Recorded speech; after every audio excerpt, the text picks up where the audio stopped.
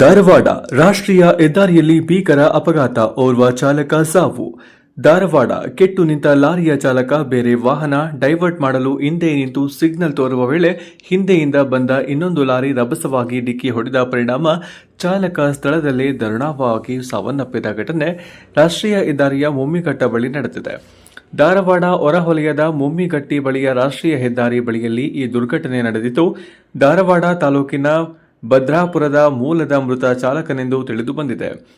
ಮ್ಯಾಗ್ನೀಸ್ ತುಂಬಿದ ಲಾರಿ ಬೆಳಗಾವಿ ಕಡೆಗೆ ಹೊರಟಿದ್ದ ವೇಳೆ ಲಾರಿ ತಾಂತ್ರಿಕ ದೋಷದಿಂದ ಕೆಟ್ಟು ನಿಂತಿದೆ. ಈ ವೇಳೆ ಚಾಲಕ ಬೇರೆ ವಾಹನಗಳ ಡೈವರ್ಸ್ನ ಸಿಗ್ನಲ್ ಕೊಡಲು ಹಿಂಬದಿ ಬಂದಿದ್ದಾನೆ. ಈ ವೇಳೆ ವೇಗವಾಗಿ ಬಂದ ಲಾರಿ ರಭಸವಾಗಿ ಡಿಕ್ಕಿ ಹೊಡೆದ ಪರಿಣಾಮ ಸ್ಥಳದಲ್ಲಿ ಮ್ಯಾಗ್ನೀಸ್ ಲಾರಿ ಚಾಲಕ ಕೊನೆಯುಸಿರೆಳೆದಿದ್ದಾನೆ. ಸ್ಥಳೀಯರ ಮಾಹಿತಿ ಮೇರೆಗೆ ಘಟನಾ ಸ್ಥಳಕ್ಕೆ ಬಂದ ಗರಗ ಠಾಣೆಯ ಪೊಲೀಸ್ ಪರಿಶೀಲನೆ ಕೈಗೊಂಡು ಮೃತದೇಹವನ್ನು ಮರಣೋತ್ತರ ಪರೀಕ್ಷೆಗೆ ಜಿಲ್ಲಾ ಆಸ್ಪತ್ರೆಗೆ ರವಾನಿಸಿ ಕಾನೂನು ಕ್ರಮ ಕೈಗೊಂಡಿದ್ದಾರೆ. ಈ ಕುರಿತು ಗರಗ ಪೊಲೀಸ್ ಠಾಣೆಯಲ್ಲಿ ಪ್ರಕರಣ ದಾಖಲಾಗಿದೆ. Bureau report Santosh Medhal, Dharwad.